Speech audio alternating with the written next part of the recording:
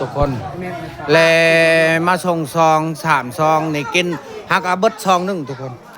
ฮักอาเบิดซองหนึงเลยเด้แลยังซองเลยรออันตุตัวนี้อีกนี่ยังอยู่แลไปเลยซองที่3ยังอยู่กระตุตัวนี้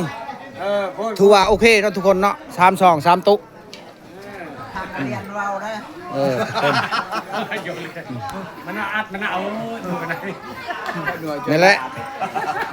บักดื้อนี่หมอนี่เลยจงงูเห่านี่บ่ยานยังงูเห่าบ่ครบได้เพิ่นนี่เด้องูเห่านี่บ่ยานยังนี่หมอนี่ นี่พันบะเก่าพอบ่ใหม่แล้วเพิ่นคนนี้ประมาณนั้นแหละไล่กับบ่ทันอีกนั่นแหละไป